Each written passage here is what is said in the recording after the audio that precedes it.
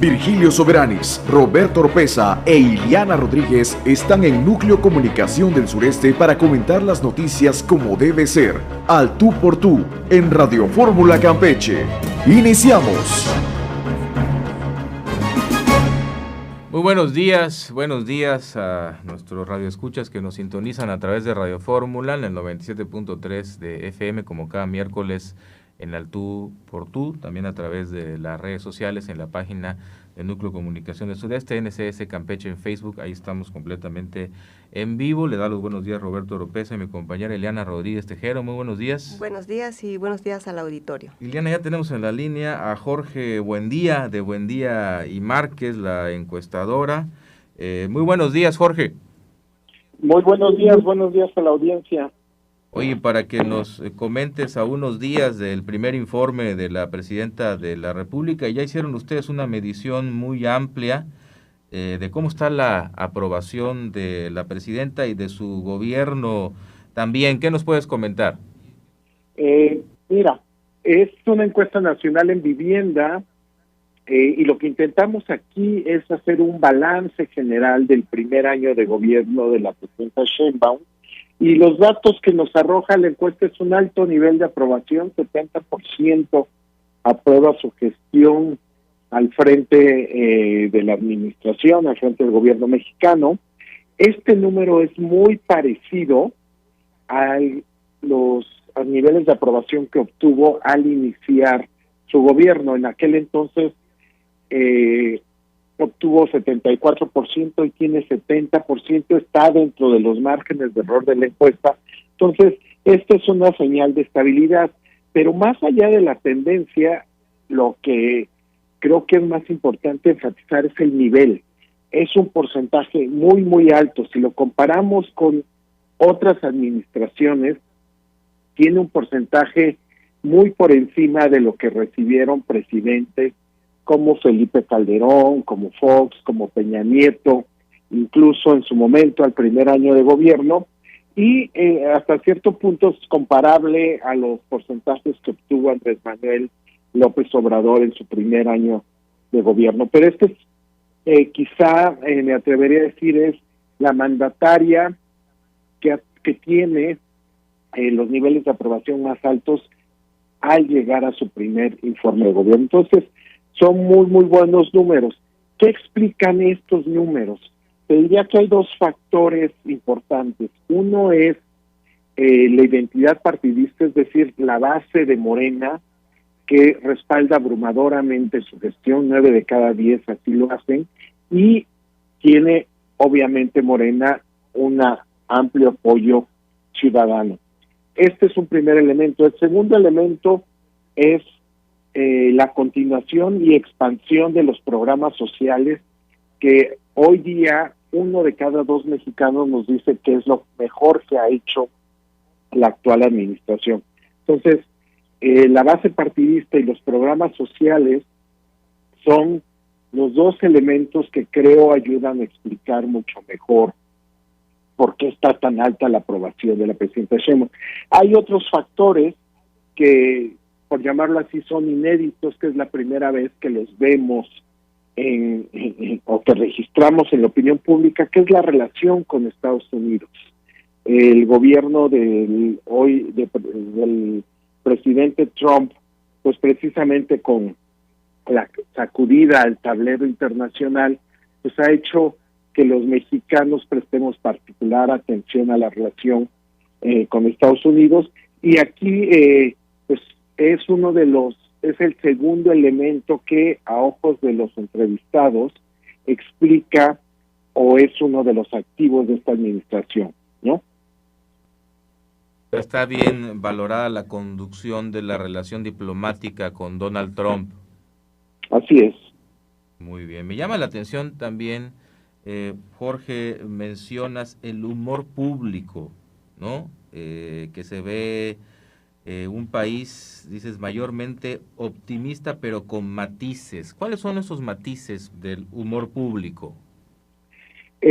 Bueno, el primer matiz, y esto no es nuevo, a pesar de que la evaluación nacional es mayoritariamente favorable, pues el principal matiz tiene que ver con el tema de la seguridad pública, que sigue siendo la primer demanda. De hecho, en la encuesta hicimos una pregunta de qué es lo que les gustaría escuchar en el primer informe de gobierno, a qué tema se le debería dar atención o prioridad, y seguridad pública es sin duda el más mencionado. En segundo lugar está el tema económico.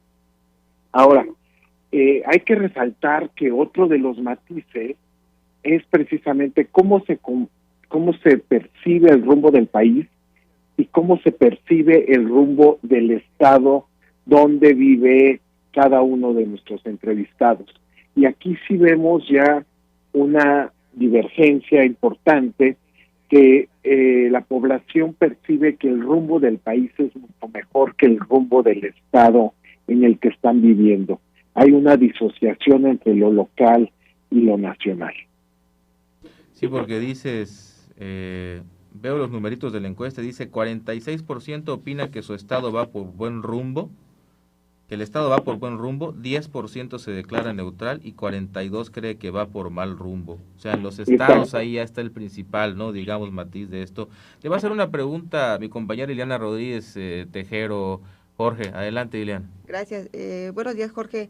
Específicamente, ¿se tomaron en cuenta en esta encuesta algunos atributos que habrían que resaltar en el caso del gobierno de la presidenta?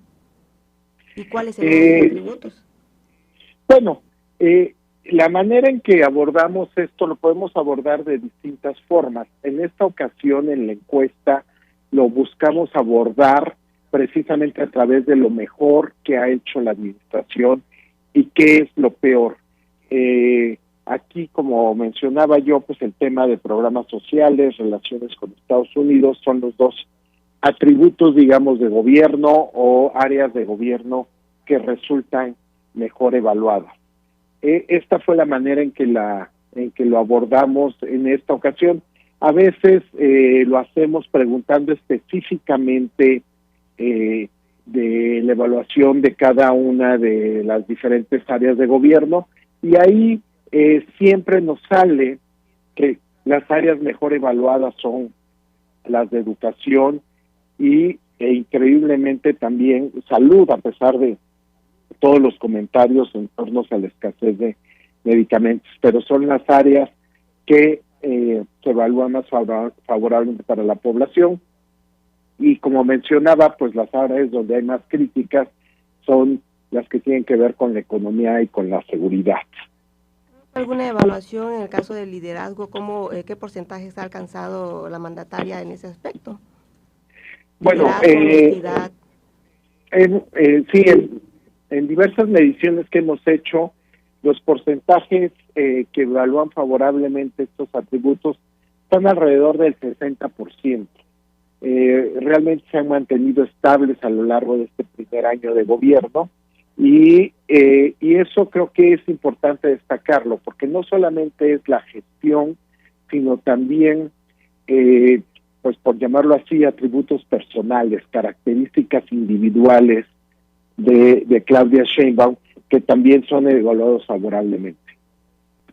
Gracias. Muy bien, pues 7 entonces de cada 10 ciudadanos aprueban la labor de Claudia Sheinbaum Pardo, de acuerdo a esta más reciente encuesta nacional en vivienda. Es Buendía y Márquez, de Jorge Buendía, a quien estamos escuchando, una encuesta que se publicó en el periódico El Universal. Pues muchas gracias, Jorge, muy interesantes los datos que trae ya en unos días, pues el primer informe de gobierno de la presidenta Claudia Sheinbaum, y bueno, pues creo que vale la pena para quien no haya revisado esta encuesta, porque se toman en cuenta, como bien decías, cosas positivas, ¿no? Lo mejor y lo peor, y pues ahí están los datos, ¿no? Lo mejor, los temas que ya nos mencionabas, lo peor, hay críticas dispersas, seguridad, narcotráfico, el tema económico, corrupción. Bueno, pues ahí están los temas. Es una encuesta, pues creo, bien enfocada de Buendía y Márquez para consultar, para revisar, para echarle un ojo a unos días del primer informe de Claudia Sheinbaum Pardo. No sé si nos quieras comentar algo más de despedirnos, Jorge, adelante. No, pues darle las gracias por el espacio y espero seguir en contacto con ustedes. Bien, como siempre, con mucho gusto de enlazarnos con Jorge Buendía y Márquez para El Universal. Muchas gracias, Jorge, y pues hasta la próxima, que estemos en contacto. Hasta luego. Ahí están los números de la encuesta nacional de Buendía y Márquez. Vamos a un corte comercial y regresamos con los temas. A ver usted aquí un tema de contraste de la llamada austeridad republicana, porque luego a lo mejor alguien puede pensar que traemos ahí un sesgo, que estamos esperando que todo lo que haga la 4T y que no nos guste y criticarlo y darles leña, no, pero es que hay muchas incongruencias y no es que traigamos nada en lo personal ni en lo particular contra estas cosas, pero sí surgen siempre pues estos ejemplos que hay que señalar y que hay que exhibir, por ejemplo, con el tema de la llamada austeridad republicana, que creo que es el centro ahorita, con un personaje, Gerardo Fernández Noroña, a quien una investigación periodística descubre, bueno, estaba declarado, ¿no? Estaba en su declaración patrimonial que Gerardo Fernández Noroña, tiene una propiedad de casi 15 millones de pesos, 12 millones de pesos, ¿no? 12 millones. 12 millones de pesos ahí en un lugar bastante exclusivo, que es el llamado Valle de Tepoztlán, ¿no? Que es un lugar ahí con residencias, con mansiones importantes, donde estuvo alojado, entendemos, desde la pandemia ahí en una residencia pues bastante lujosa en Tepoztlán durante la pandemia, y luego pues ya decidió comprar esta propiedad de 12 millones de pesos, que es lo que se descubrió, además de camionetas de marca europea, de una de más de 1,5 millones de pesos, la otra de casi 1 millón de pesos. Entonces la pregunta que le hacían es, pues ¿dónde quedó la austeridad republicana? Esa que tanto se presume, que tanto se pregona, que tanto enaltecía el presidente Andrés Manuel López Obrador, fundador de este movimiento de Morena, y lo que les ha dicho la presidenta Claudia Sheinbaum Pardo, que tienen que ejercer el poder con humildad. Pues parece que a estos personajes del Senado y de Morena, como Gerardo Fernández Noroña, esto les ha entrado por un oído y les ha salido por el otro, porque pues ahí lo exhibieron con esta propiedad de 12 millones de pesos, los autos de lujo, ahí estas cosas que están en su declaración, son oficiales. A él le molestó que le preguntaran, ayer le preguntaron, la prensa, pues era un tema de cajón, había que preguntarle cómo justificaba todo esto, y pues él se molesta, dice, ahora resulta que nos van a decir dónde vivimos y cómo nos tenemos que vestir. Pero cómo lo que causó comer, más polémica es lo que dijo, ¿no? De que no está obligado a practicar la austeridad republicana. Claro, que él no Eso está es obligado. lo que generó más polémica. Él lo había dicho antes, ¿no? Sí. Él no estaba obligado a ser austero, o sea, con este tono fanfarrón que trae muchas veces Noroña, pero ayer sí, pues se le encendió la cresta y dijo, ahora resulta que nos van a decir dónde vivimos y dónde comemos y qué coche tenemos. Pues es lo que ustedes han hecho durante tantos años, criticar a la clase política por tener mansiones y andar en camionetas blindadas y en coches de lujo y en Lamborghinis. Es lo que han hecho durante todo el tiempo que ha existido este movimiento, que trae como una de sus bases la llamada austeridad republicana, que sí la aplican, sí aplican la austeridad republicana, pero en los bueyes de mi compadre, ¿no? Como por ejemplo aquí en Campeche cierran otra oficina federal importante, una oficina federal de conciliación laboral y registro laboral, la cierran porque dicen pues no hay dinero, y los asuntos que veía esta oficina pues no son tantos, no son tan importantes, vamos a cerrar la oficina en la ciudad de Campeche, nos llevamos todo a Carmen, donde seguramente ya esperan también que van a tener un trabajo bastante saturado. Pero la de Carmen ya estaba. Sí, ya estaba, y ve el 90% de los asuntos de los estados, y va a haber más ahora con tantos despidos por parte de Petróleos Mexicanos, que no paga a sus proveedores y tiene estas deudas millonarias. Pues seguramente se están preparando para que la oficina de Carmen, los expedientes lleguen de piso a techo con tantos despidos y con tantas conciliaciones laborales que habrá en los próximos meses. Bueno, cierran la oficina de Campeche, que atendía, además de Campeche, al resto del estado, excepto Palizada y Carmen, y dicen, ahora todo tendrá que ir a buscar la conciliación y la justicia laboral ahí a la isla Carmelita. ¿Y cuál es el argumento de esto? La austeridad republicana, porque no hay dinero, hay austeridad republicana. Pero por otro lado vemos que en los personajes de Morena, en los grandes señores de Morena, no hay austeridad republicana. Entonces es el conflicto que nos causa, por un lado el discurso de la austeridad, que termina afectando a las personas con estos cierres de instituciones, de oficinas, de apretar el cinturón, pero cerrar estas instancias, y por otra parte, pues donde no hay austeridad, es en los que deberían dar el ejemplo de esa austeridad que tanto han pregonado y han criticado en otros la falta de austeridad durante muchísimos años. Ese creo que es el tema, y no es que se tenga nada en particular en contra de este movimiento o de estos políticos, pero ahí están los ejemplos, ¿no? Por una parte, el discurso de la austeridad que aplica en perjuicio del ciudadano al que se le cierran los tribunales, como pasó con el Tribunal Unitario Agrario, con los campesinos que le cierran también las oficinas en Campeche hace algunos meses. Es exactamente el mismo argumento, que porque no hay asuntos, que porque no hay dinero, que son temas de austeridad, y ahora el tema laboral. También sufre Campeche consecuencias de la austeridad de la 4T, pero estamos viendo que la vara es otra, y que se justifican de diferente manera estos personajes como Noroña cuando les dicen, a ver usted, ¿y esa mansión de 12 millones? ¿Y esas camionetitas de 1,5 millones, 1 millón de pesos? ¿Y esos viajes a Francia en primera clase? Y ahí entonces la austeridad no es tan importante, ¿verdad?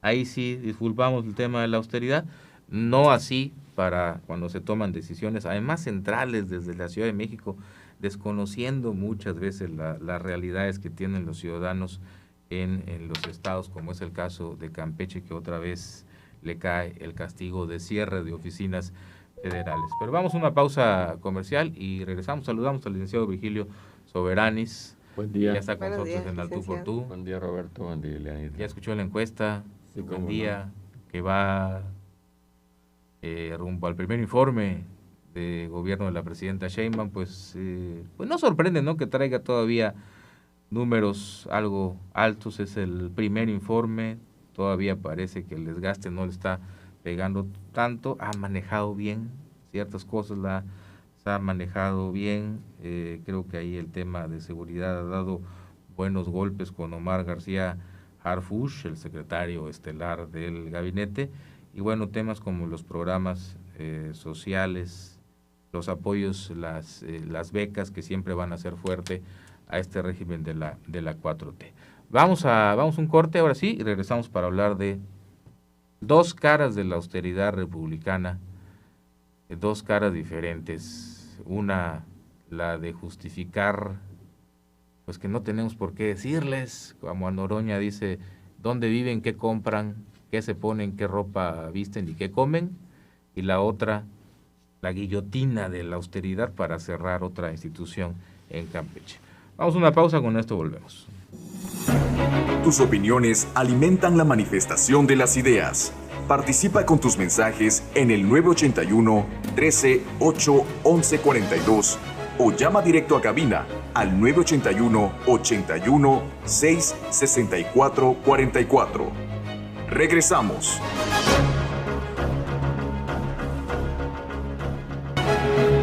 Para llegar a las mejores conclusiones, continuamos con Ileana Rodríguez, Roberto Oropeza y Virgilio Soberanis en Radio Fórmula.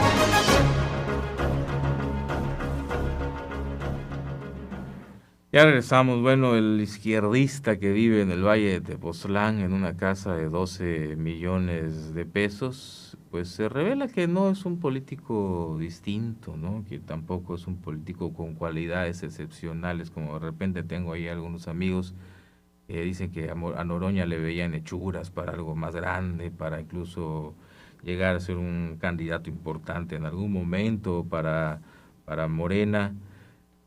con su discurso, con su retórica, siempre muy combativa, siempre muy mordaz ahí en la tribuna del Congreso de la Unión, pero en los hechos vemos que también mucha hipocresía, mucha incongruencia, mucha doble cara, terminan no siendo de ninguna manera, no son políticos excepcionales. Esto es algo que hemos visto en políticos del PAN, en políticos del PRI, políticos del Movimiento Ciudadano. ¿Cuántos hay políticos que les descubren esto, no? Que dicen una cosa, pero hacen otra, y viven de una manera muy distinta a lo que su movimiento, los fundadores de su movimiento les han pedido, de la austeridad republicana, casi pobreza franciscana, de vivir el poder con humildad. Pues esto a ellos no aplica, ¿no? Esto a ellos no concierne, y cuando se los hace ver, en este caso la prensa, bueno, pues los malos somos los periodistas, los malos somos los reporteros, los malos es la prensa, los malos es porque investigan. El mensajero. Los malos, claro, y aparte si está en su declaración patrimonial, nada más es rascarle tantito más. Estaba yo haciendo una breve cuenta. Suponiendo que le hayan dado un crédito por su edad de 15 años, Ajá. tener él 30 años más o menos, ¿no? Sí, más o menos, sí. A 15 años, crédito hipotecario, son 180 meses. Ajá. De puro capital. De los 12 millones tiene que aportar el mínimo el 20%, más o menos 2 millones de pesos. Entonces le queda 10 a pagar. Entre 180 meses, serían los 15 años, le corresponde nada más de capital 55,555 pesos. Más los intereses. ¿Mensual? Mensual. Mensual, ok. Yo Sí, quisiera son como saber- 50 mil pesos, digo, no sé, a 20 años vamos a ponerle, ¿no? El crédito son como 50 al mes, algo así, 50, 55 Sí, pero mil. de capital. Ok, Aparte están los intereses. los intereses, claro. Que aquí fácilmente se duplican. O sea, 50 más 50. Si él ya no es senador o diputado, ¿de dónde va a sacar el dinero para pagar ese abono? Ujú.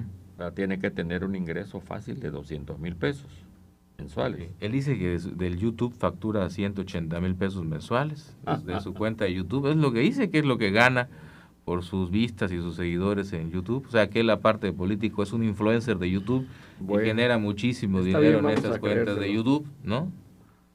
Es lo que él dice, Sí, sí. es lo que él dice, es como justifica, ¿no? Claro, a ver, aquí pues, también obviamente sabemos que estos créditos, estos políticos, pues hacen movimientos, ¿no? Movimientos, arquitecturas financieras, les dicen, arquitecturas financieras para poder de alguna manera presentar sus ingresos y sus compras. Y mortal de los ciudadanos mexicanos no tiene esa capacidad para poder pues, pagar ¿cuándo? un crédito de esa no, naturaleza. ¿cuándo? No, nunca, ¿no? Y obviamente tampoco es un influencer, tampoco le pagan por dar conferencias. No, Mr. Beast no es, Así es. ¿verdad? Aunque él diga que se mete bastante dinero a la bolsa por YouTube, pues no es Mr. Beast. Entonces es un capitalista redomado. ¿Mm? Si está utilizando el YouTube o el Face o lo que sea para obtener ingresos, Em- es un capitalista. Empresas del imperio. Exactamente. Empresas del imperio. O sea, como le dicen siempre, oiga, ¿por qué no se va de vacaciones a Corea del Norte o a Cuba o a Venezuela? Ese bueno, estoy loco. No, pues salió bien capitalizado, bien capitalista y bien capitalizado. Así es. Gerardo Fernández Noroña. Y eso, pues creo que le ha ¿Viste pegado. la lista de los asesores que tiene? ¿Noroña? Sí. No, a ver, cuéntenos. La publicó el otro día Chumel Torres. Ujú. Hay dos que devengan 180,000 pesos mensuales como asesores. Directo al Senado. El Senado. Ok. Sí. Se gasta 1 millón de pesos, o se estuvo gastando mientras fue presidente del Senado, con asesorías. La gente que trabaja para él. Salud. Salud. Que cobra o cobraba, no sé si a partir de el 1 de septiembre ya no va a estar su nómina particular, hasta 180, 170, 170, mínimo 170,000 pesos mensuales, que es mucho más que lo que teóricamente devenga la propia presidenta Sheinbaum, ¿no? Sí. Creo que tiene 150,000, algo así, o 180 menos impuestos. Sí. Entonces, volvemos a lo mismo. ¿Dónde queda la austeridad republicana? Y el vivir el poder con humildad, como les dice la presidenta, ¿dónde hay? 180,000, pues daban como, cuando menos daban para 4 asesores de 45, ¿no? Y aparte es la casa, son una camionetita de 1,5 millones, la otra de casi 800,000. No dudamos que por ahí alguna venga blindadita, ¿no? Por cómo se mueven ahí en la Ciudad de México, los temas de seguridad, o sea, se cayó, se derrumbó el ídolo de la izquierda. Para muchos Pues es que nos decían, no, le vemos talla, le vemos maneras. La izquierda quiere vivir como los de derecha. Pues sí, ¿verdad? Dice, bueno, escuchamos cómo le preguntan a Noroña sobre esto y él dice, ahora resulta que nos van a decir, bueno, díganos cómo vivimos, díganos dónde vivimos, díganos en qué andamos y qué comemos. Repito, ¿qué se han pasado haciendo en este movimiento? Él en particular, Noroña, muchas veces usando esos ejemplos contra el PRIAN de los excesos y los lujos allegados por la corrupción, viviendo en mansiones y todo, pues él lo usó muchas veces como parte de su retórica, lo ha usado muchas veces, pero ahora que se le voltea la tortilla y que vemos que como político en ese sentido no tiene nada de excepcional, resultó igual que los otros, pues se molesta, no le gusta que le pregunten y ahora los medios de información, los periodistas, los reporteros son los malos, ¿no? Pero escuchemos cuando le preguntaron a Noroña sobre esto, a ver si ahí está, le escuchamos. Es que comentabas que esto es una casa por medio de la clase media. Bueno, pues hay diversos niveles en la clase media. Sí, claro. Pero realmente, pues sí, es un lugar muy caro, una zona muy cara. Claro, quien se lo compra como puede, ¿no? Y si se ha ahorrado para eso, pues bueno, tiene derecho.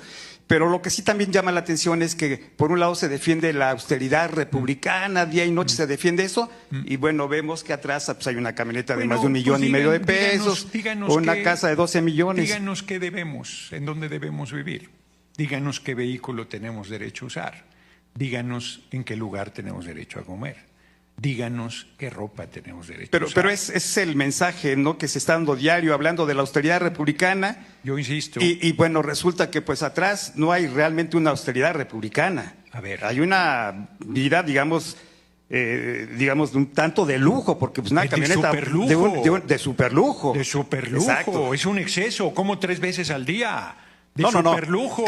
Camioneta de 1,5 millones, Volvo, otra camioneta de más de medio millón de pesos. Camioneta tiene casa de 12 millones. La gente promedio no tiene esa opulencia. Pero el asunto es defender la austeridad republicana y luego saber que tiene uno ese tipo de lujos. Bueno, termina.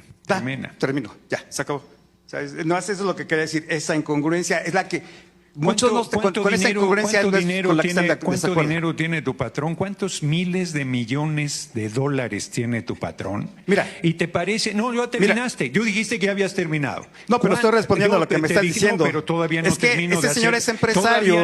Es empresario. Y no ha vivido del erario público. No, pero claro. El señor tiene empresa, sabe hacer negocios, es especialista en eso. Y da muchos empleos. Da miles de empleos. ¿Usted cuántos empleos ha dado? Muy bien. En su vida, bueno, ¿de qué ha vivido? Del erario público. Ya habías terminado. O sea, hay que dejar las cosas en claro. Ya habías terminado y no aguantas las respuestas. Tu patrón, bueno, deja de interrumpir,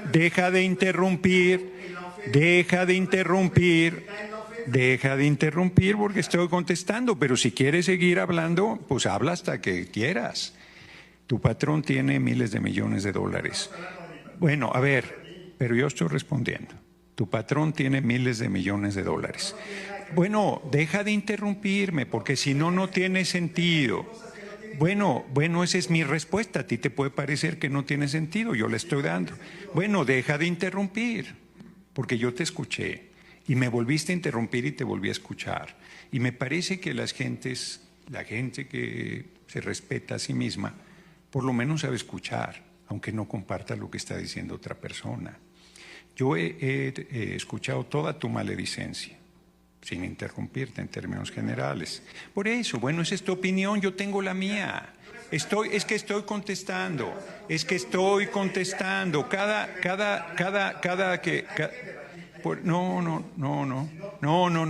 No vine a hacer un debate contigo.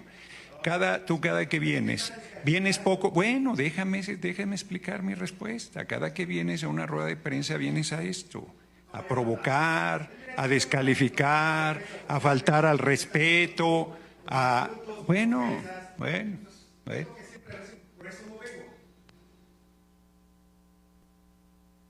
Pues ahora exponer, ¿no? Ahora exponer esta información de la riqueza con la que vive Noroña, que para nada es de la clase media, como decía él, ¿no?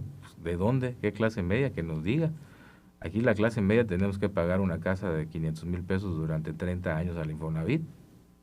Esa es la que dicen que es la clase media. Termina de trabajar y no las ha terminado de pagar. Esa es la que dice que es la clase media. Entonces se molesta el señor y le dice al reportero, ya escuché todas tus maledicencias.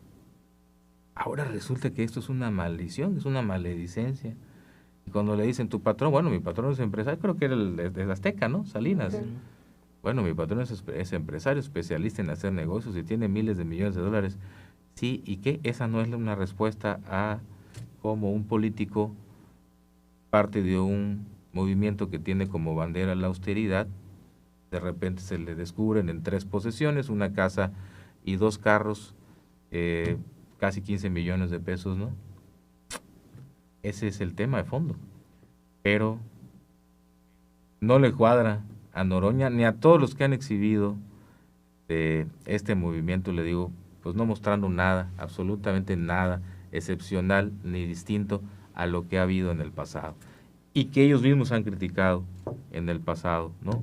La forma de vivir muy diferente a como vivimos el 99% de los mexicanos es muy diferente a cómo viven los políticos encumbrados en esa burocracia dorada y en esa política con privilegios dorados como los que sí efectivamente goza Gerardo Fernández Noroña, aunque él ahora con su tono de respuesta diga, pues no. Ahora resulta que nos van a decir qué compramos, dónde vivimos y qué comemos. Pues ahí está el tema. ¿Y la otra parte? Pues es lamentable lo del cierre de esta oficina. Hace unos días, la semana pasada, platicaba yo con un conocido abogado y notario, mi amigo de esta casa editorial, que decía que su especialidad es el derecho agrario. De hecho, fue mi maestro en la Escuela de Derecho de esa materia.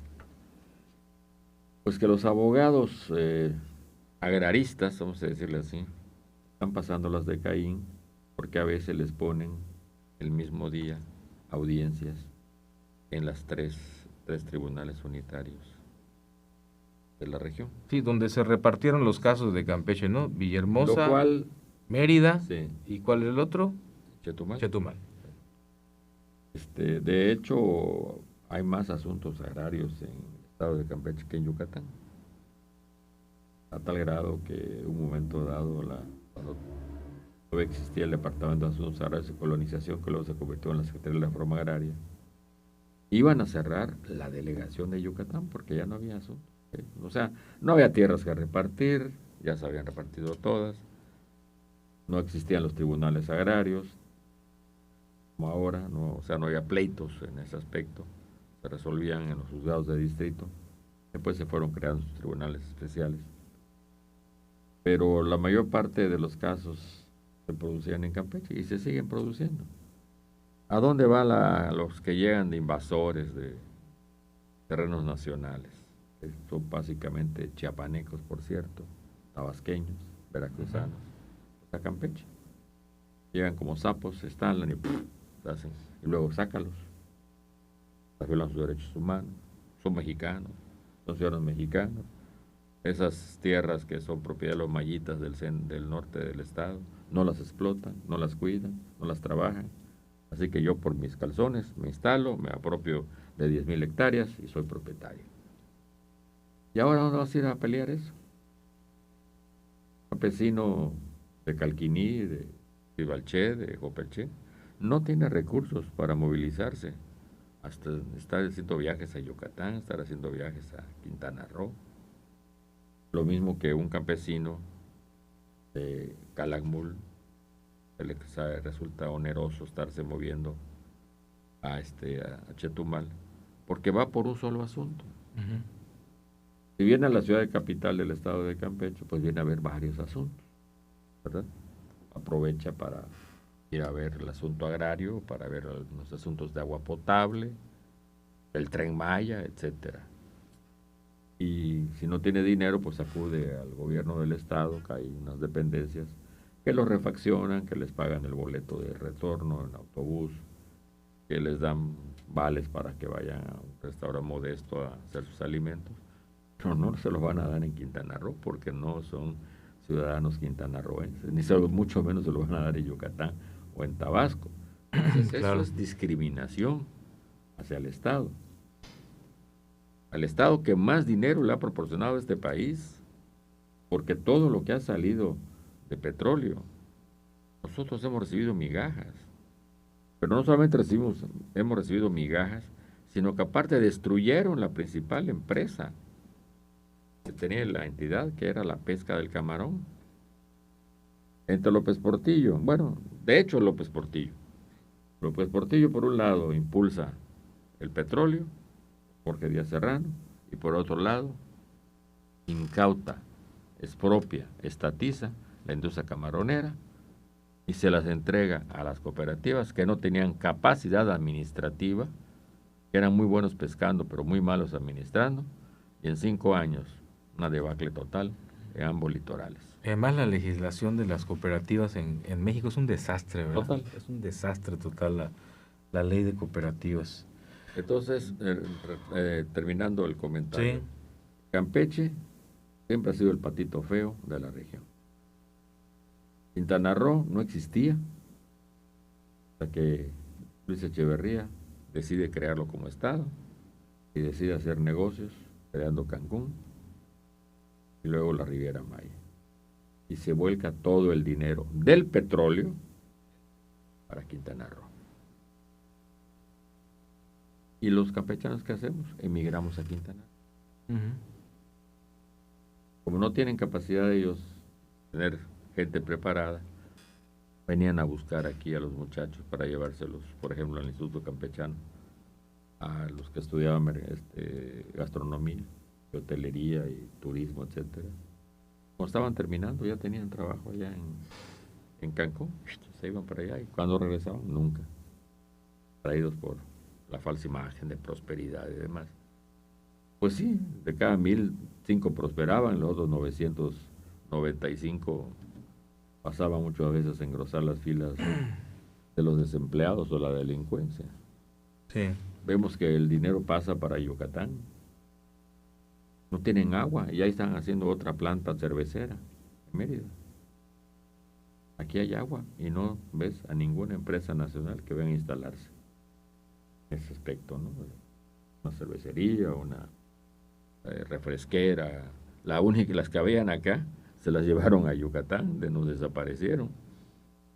Cuando el gobernador del estado era el doctor Trevo Urbina, los años 60, impuso, claro, se podía todavía, con las leyes fiscales, que si no se había productos que se elaboraran en el estado, concretamente refrescos, no se iba a permitir el ingreso de ningún camión que llegara con los refrescos de cola que se elaboraban todos en Yucatán. Por eso se instalaron las 2 embotelladoras que ya desaparecieron en la avenida Resurgimiento. Cuando decidieron que ya no les convenía a Campeche, más que como consumidor, ya no como productor, ¡prum!, se lo llevaron. Dejaron sin trabajo a centenares de campechanos. Sí. ¿De dónde sale el material para las plantas cementeras de Tabasco y de Yucatán? De Campeche, de Espujil. Están los grandes bancos, ¿no?, de materiales. De yeso, etcétera. Ahí están. Y pagan cualquier porquería a los campesinos. Bueno, pues volvió a pasar. Ahora nos volvieron a dar otra bofetada y no vemos ninguna reacción oficial al respecto. Ahora el costo de la austeridad es el cierre de la oficina del Centro Federal de Conciliación y Registro Laboral en el municipio de Campeche.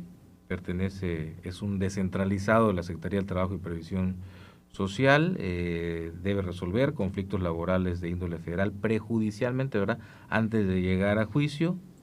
También sirve es lo que llaman la mediación. La mediación, la conciliación, y también sirve para registrar sindicatos, contratos colectivos y reglamentos laborales a nivel nacional. Bueno, pues esta oficina cierra a partir del 1 de septiembre, cesará sus operaciones el 31 de agosto en su sede en la capital del estado. El argumento oficial, como siempre, según el acuerdo, es que el volumen de asuntos en materia de conciliación de la oficina de Campeche no justifica su continuidad, porque la mayoría se ve en Ciudad del Carmen, efectivamente, ahí están los conflictos laborales de los trabajadores con las compañías petroleras y con petróleos mexicanos.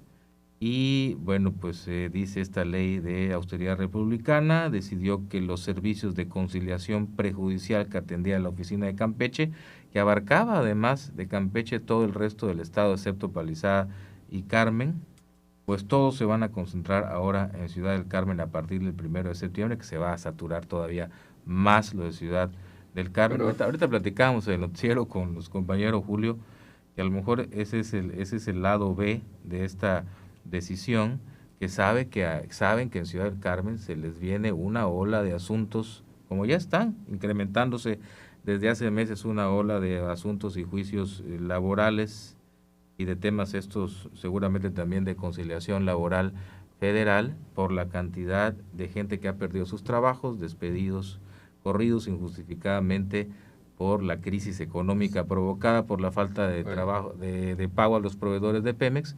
Pues seguramente es parte también de que están viendo que... Pero mira, es sí, la política del ping-pong, porque como bien señalas, esta es una dependencia mediadora, no es un juzgado. Como el 90% de los casos no se resuelven en la mediación, se van a ir al juicio. ¿Y dónde lo van a hacer? Ahí en la avenida, en el Malecón, donde está el Tribunal Laboral Federal. Ok, ¿dónde estaba el restaurante? Ahí, ok. Todo conocido restaurante. Si se supera la primera etapa del juicio, ¿dónde se continúa? Aquí, en el colegiado o en el juzgado de distrito. De acuerdo, y aunque se lleve en el juzgado de distrito de Ciudad del Carmen, siempre llegan al colegiado. ¿Y dónde está el colegiado? Aquí. Entonces, ¿qué va a pasar con el trabajador? Que lo van a traer dando vueltas, claro, como pelotita de ping-pong. Hoy te mando para acá, mañana te regreso para acá. Hoy te mando para acá, hoy te regreso para acá. ¿Y qué te dicen? Bueno, no, es que no hay problema porque no salimos del estado. Oiga, pero desconocen la realidad de la gente que vive más al norte de la entidad, que prácticamente va a tener que cruzar desde el Camino Real hasta la isla, si quieren llegar a la instancia de la conciliación, en este caso en la instancia federal. Pues bueno, pues ahí está. No entendemos cuál es esta lógica, ¿no? Se justifica por la austeridad. No entendemos cuál es la lógica de ponerle piedras en el camino a quien busca la justicia laboral, a quien busca terminar un conflicto, tanto patrones como trabajadores de los dos, y los que haces es ponerle en medio más dificultades con estos cierres, ¿no? Ahora sí que... Te comentaba yo ayer que me lo platicaste, que en los años 70, estoy hasta los 80, hasta que Zedillo hizo se fue 30 años que se hizo la reforma al Poder Judicial Federal, no existían tantos tribunales colegiados. De hecho, el único que había estaba en Villahermosa y atendía todos los asuntos de Yucatán, de Quintana Roo, de Campeche, de Tabasco y creo que de Chiapas. No sé si también Veracruz, pero creo que Veracruz no. Y obviamente los juicios duraban una eternidad. Y costaban también así, porque tenía que pagarle, estaba haciendo una reclamación judicial por sus honorarios al abogado correspondiente, ¿no?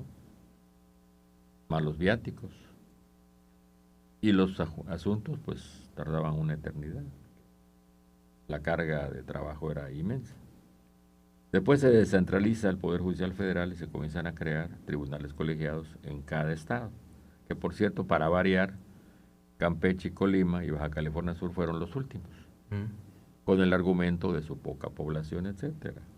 Lo cual es mentira, porque si tú vas al colegiado de aquí de la ciudad capital, te vas a encontrar los pasillos llenos de expedientes que ya no se dan abasto para los asuntos que están viendo y que como no tienen capacidad con el personal que tienen y ahora va a estar peor con los nuevos magistrados que no conocen absolutamente nada del proceso judicial federal,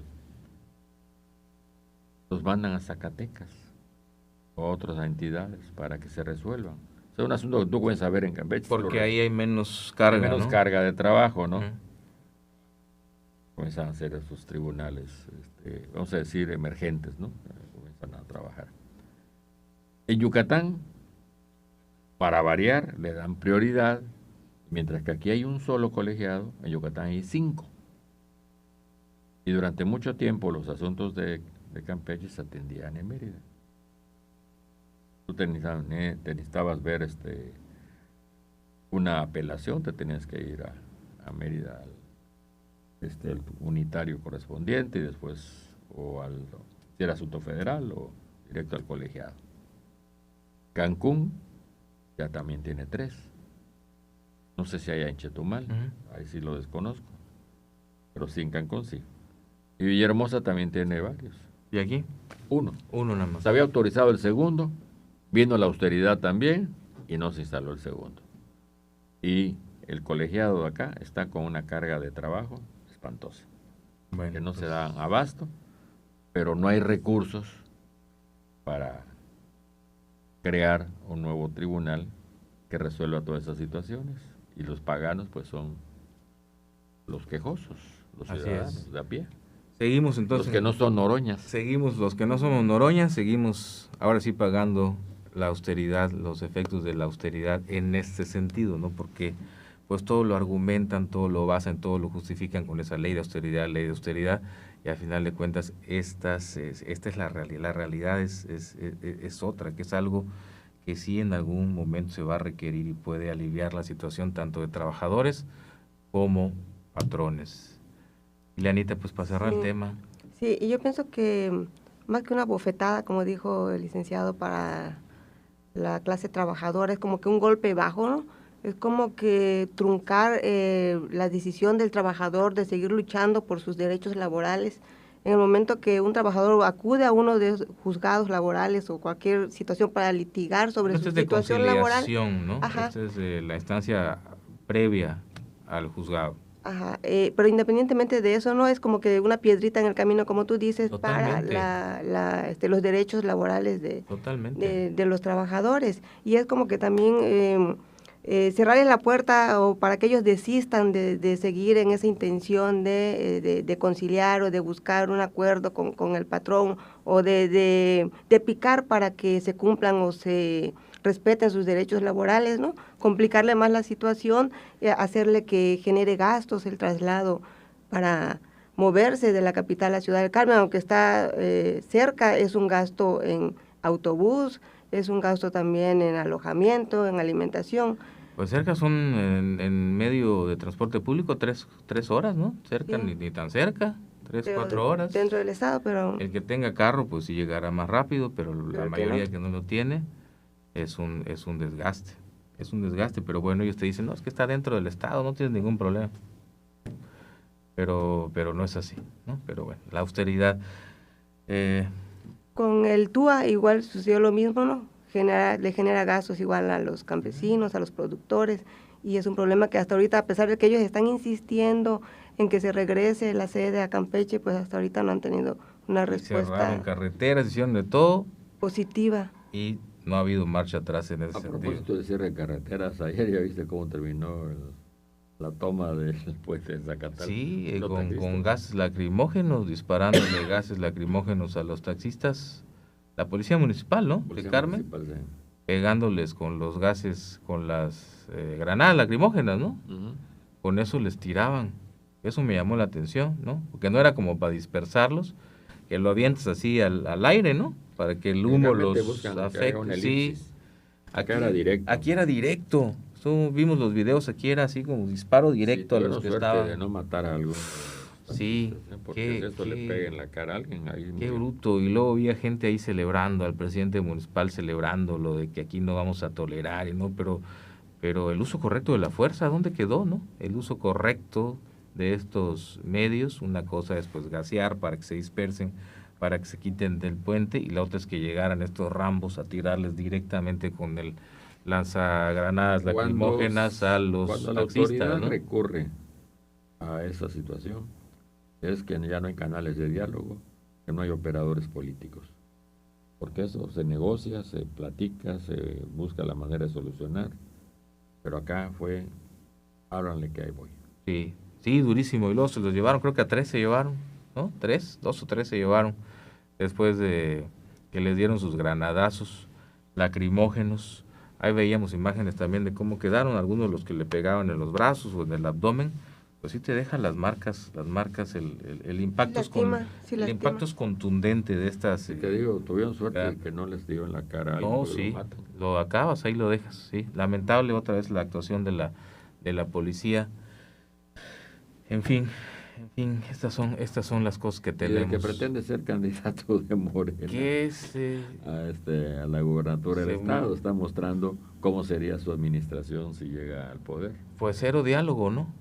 Cero diálogo, cero tolerancia y el granadazo seco. Ahora sí que el granadazo seco, por orden de quien controla la policía municipal, que es Pablo Gutiérrez. Antes de ir a la pausa, podemos escuchar al abogado Gabriel Abarca, ya para cerrar el tema de esta oficina del Centro de Conciliación Federal, otra vez borrada de un plumazo de la Federación para Campeche. Y ya vamos a la pausa. Con la novedad, la triste novedad que ya es oficial.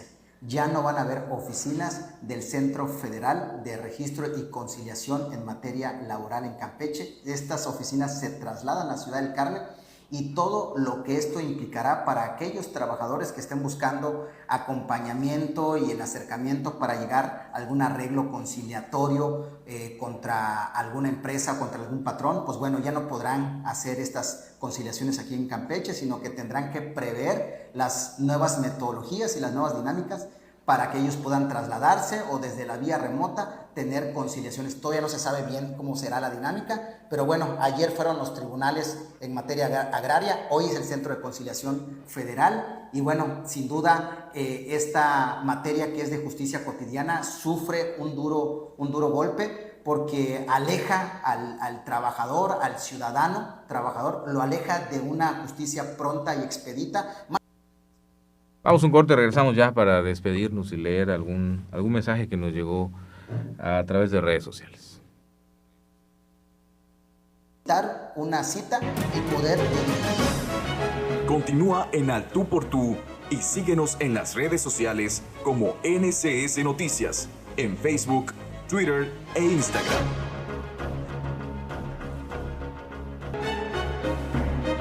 El análisis de los temas políticos, sociales y económicos de Campeche y México continúa.